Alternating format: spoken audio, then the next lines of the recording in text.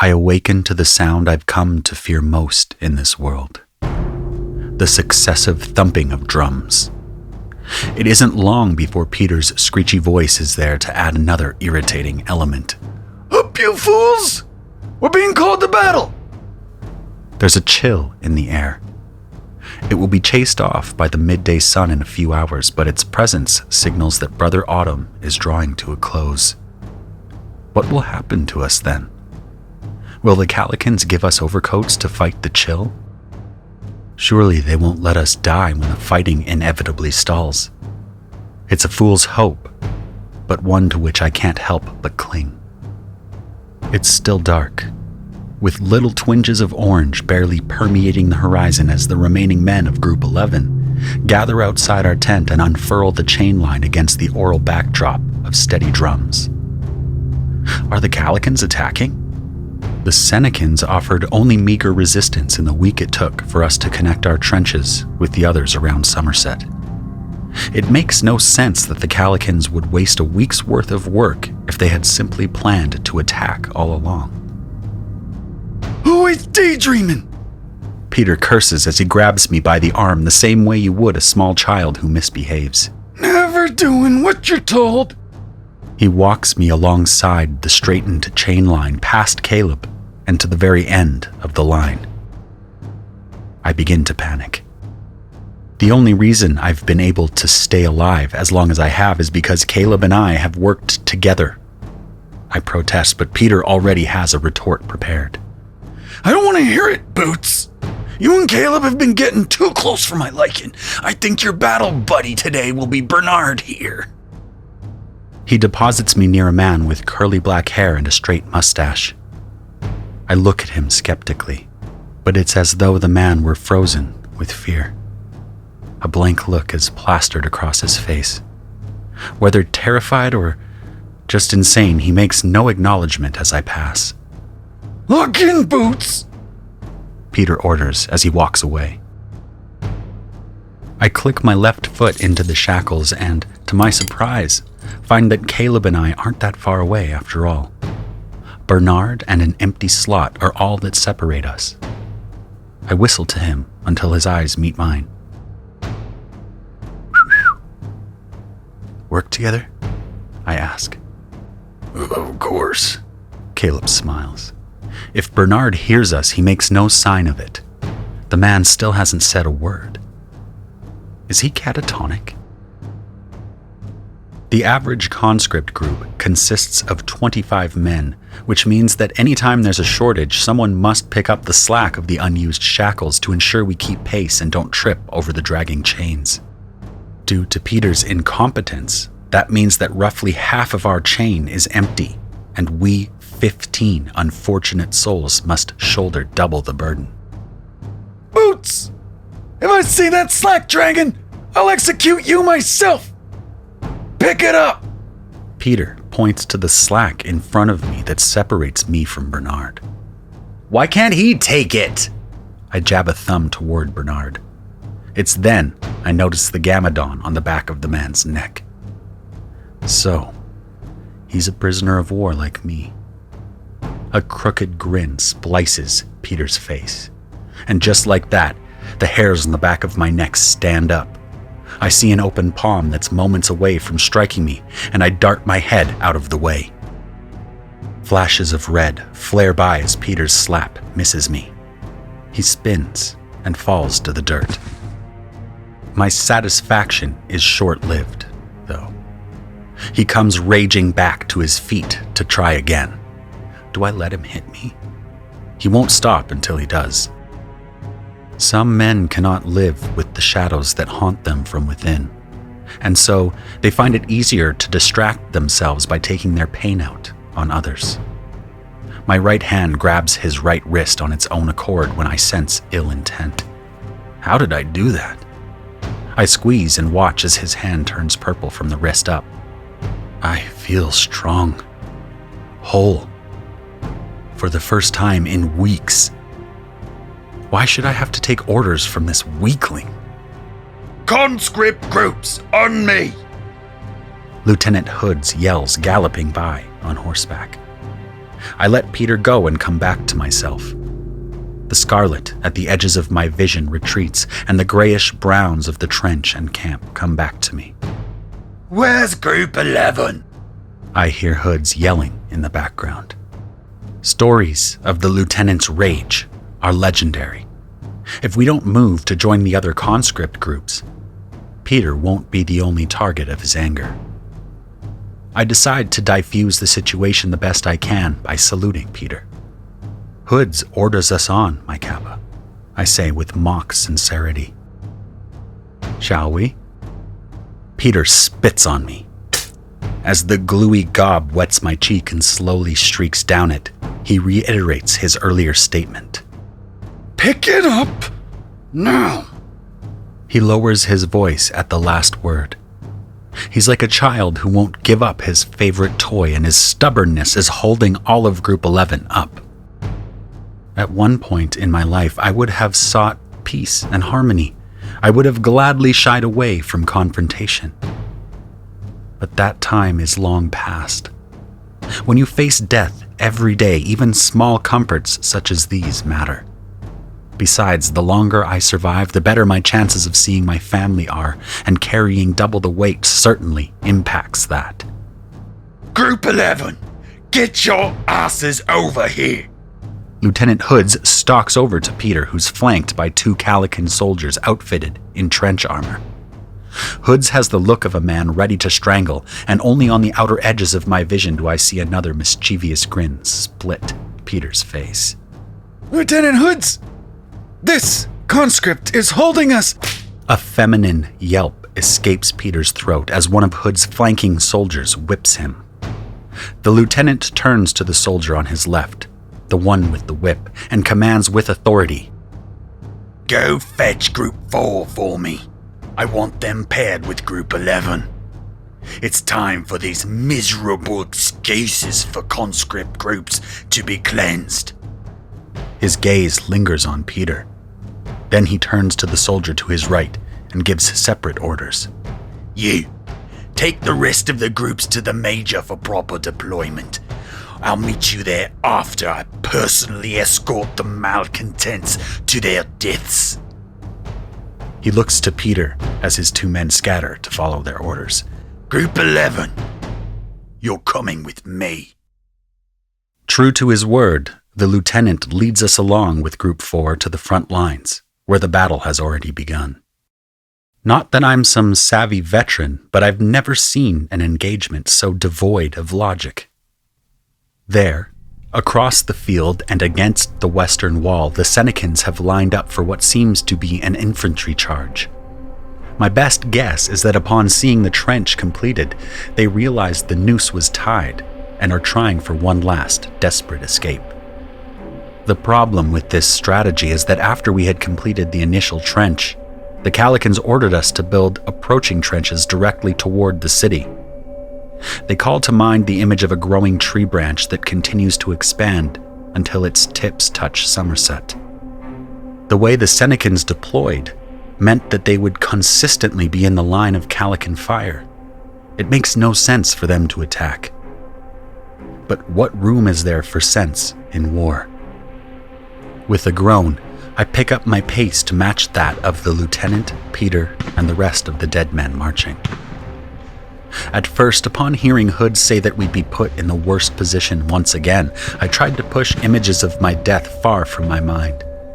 As it turns out, the Senecans are so outmatched that most cannot make it within 25 paces of our line. The result is heartbreaking. Wave upon wave of brave Senecan warriors breaks against the makeshift ramparts of the trench. Bullets and cannonballs whiz overhead from both directions, taking 1 in 10 of the charging Senecans. Calican bayonets stab upward from the men in the trenches. Conscript chains are lassoed around the limbs of the few lucky attackers that make it to the rim of the trench, and these poor bastards are dragged into the mud and beaten to death with fists, logs, and all manner of makeshift weapons. After an hour, the Senecans send the horses. What seems at first to be a million heartbeats soon transform into the ground-shaking hoofbeats of a cavalry charge. The ground pulses upon their approach, and beasts and men emerge from the powder fog produced by the cannons. The riders wear rose-red coats and little in the way of armor, but fire repeating rifles on their backs while holding sabers and screaming.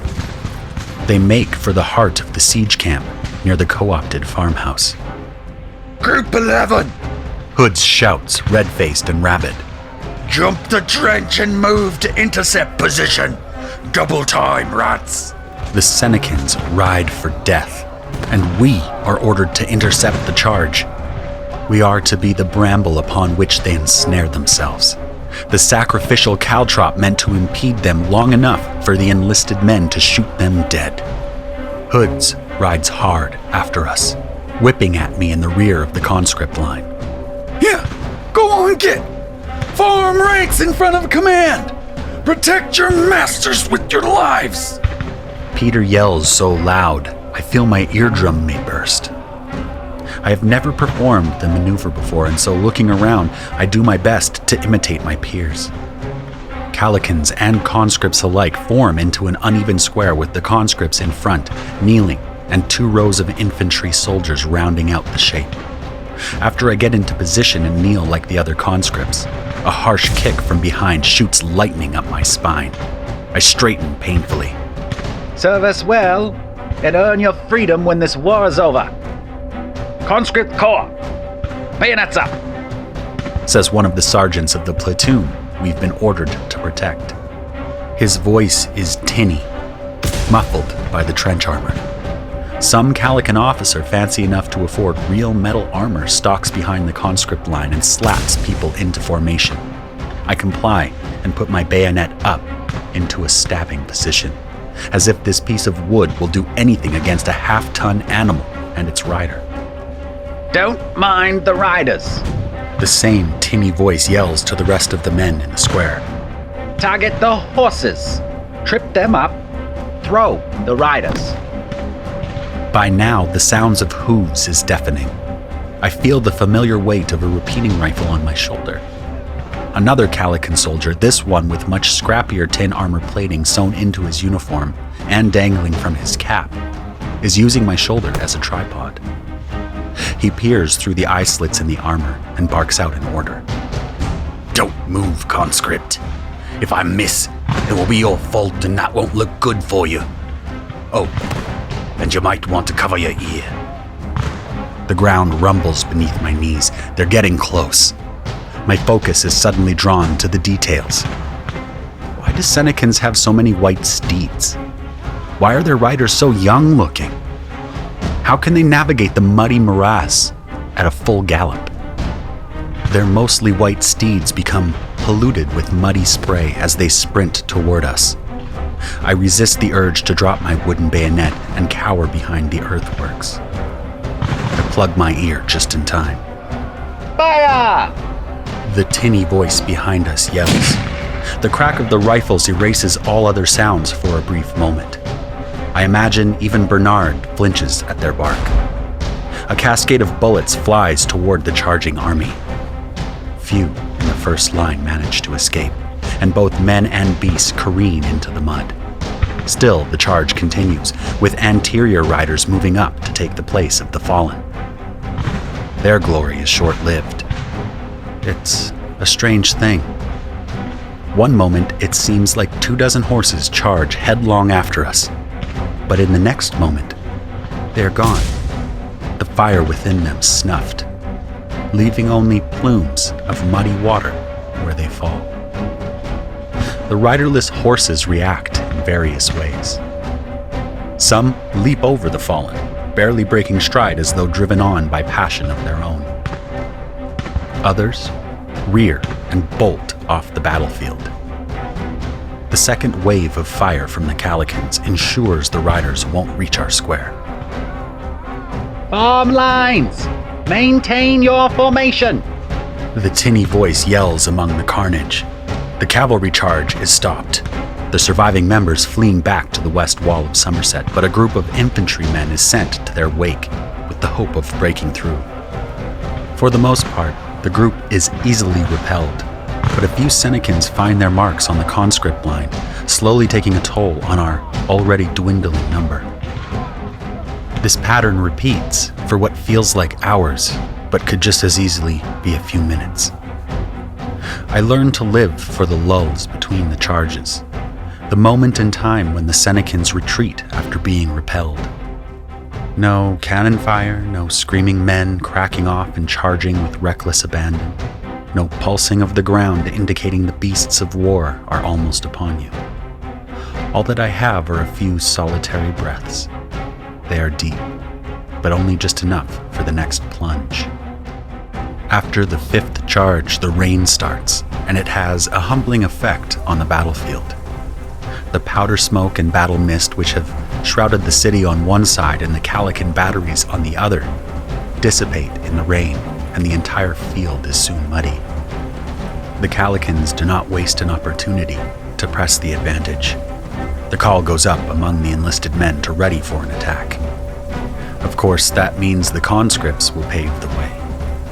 Almost on cue, a tin man appears behind our line and whips poor Bernard and some other unfortunates. On your feet! March! He yells. Bernard flinches at the sting of the lash, but just barely. As if sleepwalking through a nightmare, he rises and follows the chain line out.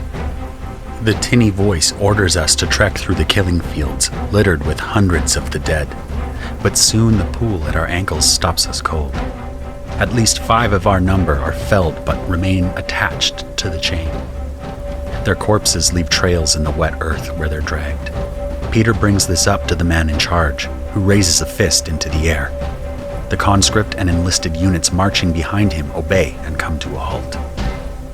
There's a moment where I look at the Calican lines behind us and mistake them for demons. Every one of them is outfitted in improvised armor from whatever could be found in the nearby wood or trenches. I close my eyes and shake my head, trying to clear my thoughts. The one in charge throws a knife down with force so it sticks into the ground. The steel-slit mask he wears is cold as he stares down at Peter. Cut them free, Kappa. Peter wears his skepticism openly. But a knife won't cut through the chains, sir. Trembles our Kappa. Not the chains. Their limbs. Peter laughs uncomfortably, but the officer is serious. He turns to a few of the soldiers under his command and orders them to help Peter cut the dead conscripts from the line. I can't bring myself to watch as the fallen conscripts' limbs are hacked at until the line is free of their dead weight. But it's impossible to fully suppress the horror of it as I hear limbs being broken and bones sawed off. We're falling behind the others, says the masked leader when the job hasn't been completed quickly enough. I look to my left where Bernard is, and I am shocked that he is still wearing the same flat expression he has been since the moment I laid eyes on him. Does this man feel anything?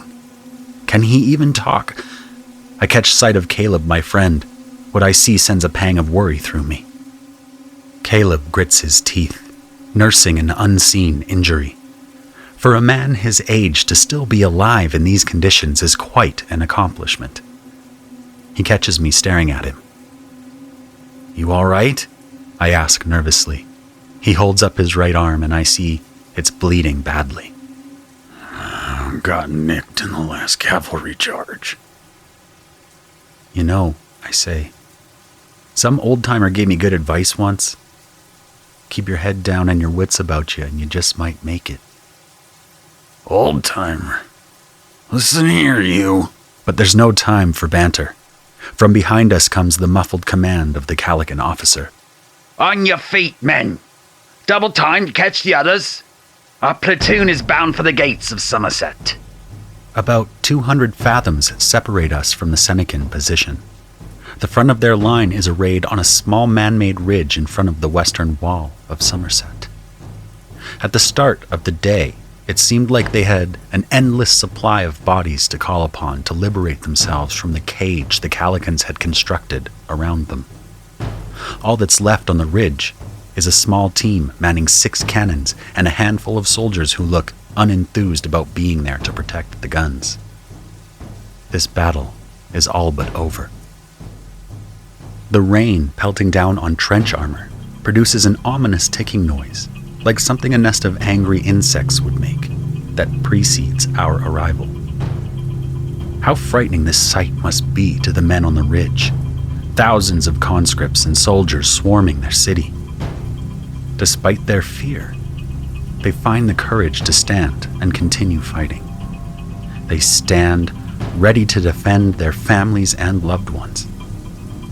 Something I failed to do when Calico came for me. I am a weaker man, and the same makes the march that much harder to bear. Behind me, about half of the Calican force marches toward the ridge. The goal here seems simple. Take the ridge and install cannons. With the ground secured, they can shell with impunity until the city is broken, and the other half of the army can deal the killing blow. In theory, it's a sound strategy, but how often do plans go according to their design in war? At about a field's length from the ridge, the handful of stalwart men protecting the cannon team that I had admired moments ago are in the process of fleeing their posts. Only the cannoneers remain. The sister fucks flee before us. Pick up the pace, men. The tinny voice orders. But something's not right. Why would the cannon team remain? As though in answer, the cannons arrayed on the ridge open fire on our ranks. A cannonball passes above my head, barely missing me, and flies through the chest of a Calican soldier behind us, instantly obliterating his heart. More thunder follows, and men fall from the ranks like the raindrops from the sky. Dig in, men. We're almost... Before the man with the tinny voice has the time to get the last of his words out, his life is ended by one of the 6 Senecan batteries that engage us all at once. As they continue to fire, hundreds of crimson-clad soldiers begin populating the ridge and opening fire on our approach. The realization numbs me. It was a trap. The soldiers weren't fleeing, they were feinting to convince the Calicans to press the attack. More Senecans appear on the field now, rushing as if shot from the cannons themselves. They run through the smoke created by the artillery barrage. I instinctively fall to the ground and cover my head.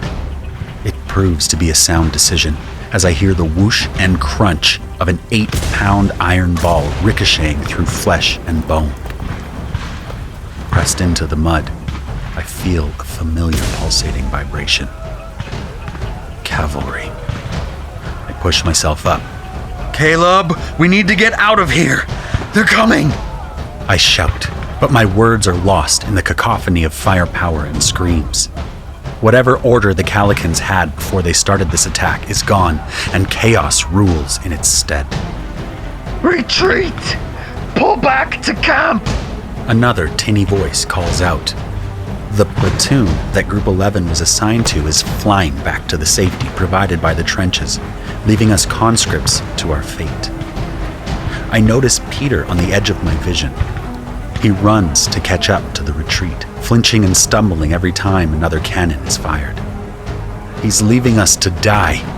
I shout into the air after him and, out of anger, take a step to follow but find my progress halted. The chain that binds me to the line is taut. I pull my way along the chain, past the empty slot, and eventually find myself staring into the dead eyes of Bernard. 2 distinct red stains leak from his chest, but I can't help but be drawn to his face. In life, I knew him as a blank and pallid man, but in death, his face is set with the slight grin that's only just covered by the overhanging hairs of his thick mustache. If I didn't know any better, I'd say he's peering into my soul in the most unusual way. It's like the man mocks me from death, saying, "Ha! Looks like you're the only one still suffering." Suddenly, panic sets in. I'm trapped. I'm not going to survive this. Emily, Sarah, I'm sorry. Nolan, look. I glance up to see Caleb walking toward me, holding a broken chain snapped apart by what is likely the aftermath of a cannonball. We've been freed from the rest of the chain line. That means it's only Caleb, the body of Bernard, and I who are tethered together. A faint glimmer of hope alights in my mind. The vibrations in the ground are stronger, closer. We can carry Bernard. Flee back to the trench. It's our only chance. I point toward the corpse on the ground. Caleb exhales forcefully. He looks as exhausted as I feel. Will we be able to run with all the additional weight? I don't know. I'll try. Caleb manages as we kneel to pick up the corpse. Wait, I say, forgetting that one of the empty chain slots is still tethered to us. I let Caleb shoulder the weight of the corpse as I hoist the excess chain over my shoulder and across my body. Only when I have it secured do we each wrap ourselves under Bernard's arms and hoist him up. Trying to run with a corpse is not an easy thing. Trying to run with a corpse through the mud while being shot at by hundreds of enemies is nearly impossible. With my shoulder in the dead man's left armpit and Caleb's under his right, no matter how hard we push, Bernard's legs drag behind us in the mud. We must look like some pathetic old drunkard stumbling home from a pub in the wee hours of the morning. I can feel a tingle in the back of my neck. The Senecan cavalry is closing in. This isn't working. Drop him. We can pull him like a sled. We drop Bernard face first into the mud, his body sounding like the heavy squish of an overripe apple falling from a tree. There isn't time to argue the point, and so Caleb does the same. Sorry, Bernard, I mutter. The two of us run at a full sprint, dragging what feels like the weight of a tree behind us. We zigzag through fallen bodies, trees, and wagons strewn about the killing fields of battle, attempting not to get the corpse snagged on the obstacles. Come on, Caleb, dig deep. We need to push harder. They're gaining on us, I say, hoping to inspire my friend. He says nothing in return, just grunts like an old man who is being pushed beyond his limit. He's lagging and breathing hard. I feel the extra weight added to my load, but to my surprise, it doesn't slow me down. It isn't until we are maybe 50 fathoms from the trenches that I see a familiar face. Levi, the Kappa of Group 13, has his men arrayed in the usual square formation, preparing for a cavalry charge.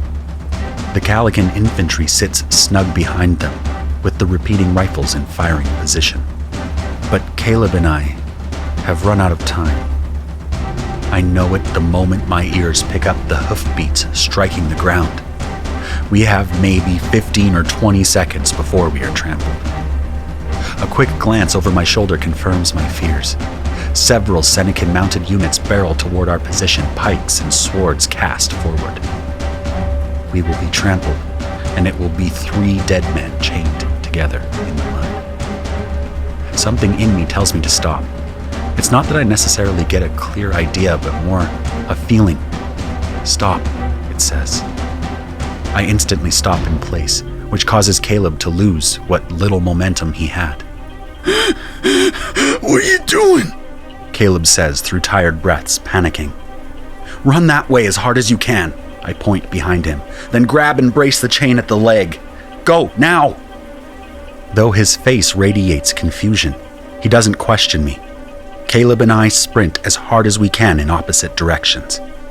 I can feel the chains uncoiling behind me until they eventually pull taut, and I let out loose a grunt as my hip feels like it's been stretched out over a fire. I fall to the ground on my ass and brace the chain with my hands. I see that Caleb has done the same. Bernard lies between us, looking like he's taking a nap, comfortable as can be. The rhythmic rumble of the far-off charge has given way to an erratic and thunderous mix of stomping hooves and the war cries of men. But there is another sound, something unnatural to the battle. I can't place what it is exactly, a sinister whisper on the winds. But there is no time to think on it, because death has arrived. As the foremost riders come upon us, I clench what seems to be every muscle in my body and pull my chained leg up as high as I can manage. The lead horse slams into it, and the chain yanks my leg so hard I worry it will pop entirely off. The horse screams as it falls, but the rider screams louder. Weightless and completely out of control, he careens into a rock with a horrendous snap, then falls silent. With several heavy thuds, the first horse and 2 others topple into the mud. Any elation I feel is extremely short-lived. I'm pulled by the chain and dragged a few fathoms myself. But I soon come to a stop and feel the chain slacken again. The horses thrash around, trying to right themselves after tumbling through the mud. One of the riders pushes himself up, but the other 2 lie motionless. More of their comrades pour toward us, but are forced to stop short or suddenly veer off at the last second. These men are shot at by the Calican army. Some riders fall, and others peel off to regroup and ready another charge. How am I still alive? I attempt to wiggle the toes on my left foot, and am surprised to find they still work. The tightness of the chain is gone. Impossibly, my leg is still attached and seems fine. Sore, but I'm amazed that it isn't dislocated at least, or shattered at worst. As I stand, I take in the havoc our escape created. A half-dozen horses lie in the mud, some screaming and flailing with broken legs and eyes made wild by the pain. Others scramble to their feet but are free of riders. The Senecan cavalry has been thrown about the field. Some lie dead, instantly killed upon their impact with the ground. The ones who were lucky enough to survive the fall limp back towards Somerset. I watch as a conscript with a grimy white shirt and a gamadon seared on his forehead uses the end of his wooden rifle to bash in the skull of a surviving Senecan. I know this conscript. Walter, the abrasive asshole from Group 13. The wild grin he wears while killing the soldier chills me. Nearby, others from his group have also broken rank, and they descend upon the downed Senecans with chains, fists, and replicas. Levi! The familiar voice of Lieutenant Hoods cascades over the din of battle. Get your group back in formation. We will open fire. I need to find Caleb, I realize, as the white-shirted conscripts of Group 13 advance onto the battlefield against Calican orders. I find that moving around is easier. Almost like a weight has been lifted from me. I spot Caleb about 20 fathoms from one of the approaching trenches. He crawls on the ground toward the crack in the earth, but it's what he drags behind him that brings me clarity. Somehow, the line between us snapped, and I was torn free from it while he was left with half of Bernard. Well, a quarter or so of Bernard. His leg, foot to thigh, is still connected, but the rest is gone. They're coming for another pass. An unfamiliar voice booms. Group 13, this is what I trained you for. No fear. It's Levi, who paces behind 25 men stoking courage into their hearts. Group 13, back in formation, that is in order. Hoods' face is as red as a glass of fine wine. Levi turns to meet Hoods' eye. We'll trip them, you shoot them, Lieutenant. He calls back. Once more, the pulsing of the ground quickens. I spy my reflection in a puddle at my feet. The ripples of vibration make me unrecognizable. When I reach Caleb, I can see he's badly injured, so I move to help him. But it's no use. His left ankle is locked in an unnatural position, making it more comfortable to crawl. I get underneath his shoulder and easily hoist him up. Together, we shuffle, dragging chain and meat and bone behind us. How's Bernard? Caleb asks. I can't help but bark out a laugh. Humor in this dark hour. How are you able to walk, Nolan? Let alone carry me? In truth, I don't know. By all accounts, I should be as broken as my friend here, but the fact is that my body feels all right. Yes, there is pain, but even the things that hurt intensely a moment ago are now more of a dull ache. Come on, Caleb, we're almost there, I say as we climb over the small makeshift stone fence in front of the trench. I am about to lower him in when I find a bayonet in my face. What are you conscripts doing? A Calican infantryman half my age assigned to the trench says to us harshly as he raises his gun toward us. Beck, out there. I'm about to protest when I look out and see Group 13 standing in a staggered line, shoulder to shoulder, and facing an oncoming charge of what looks to be 50 galloping destriers. To the Senecans, they must look like an easy target, like a group of scattered men who are too stupid to tell right from left. But I know better. Levi walks among his men, pointing at them or touching their shoulders one by one. He taps the giant Moses, then says, "Right." He points to the thief who stole my shoes. "Left." He winks at the skinny man in glasses. "Right." "Left," he says to the man at the end of the line. "On my mark, Walter." Levi stands behind the group and raises his hands like a conductor about to compose his masterpiece. Group 13, what do we fear? Every man screams in unison, "Nothing!" Prove it. At once, the men of Group 13 run in pairs toward the approaching warhorses. Each holds the excess of his steel chains in his hands like a rope. When the Senecans get close enough, at the last second, each man follows the Kappa's orders and sprints the direction they were told. It's like watching a train made of men unfurl itself. As the chain is pulled taut, the Senecans realize their mistake just a moment too late. Their horses can't turn sharply in the mud.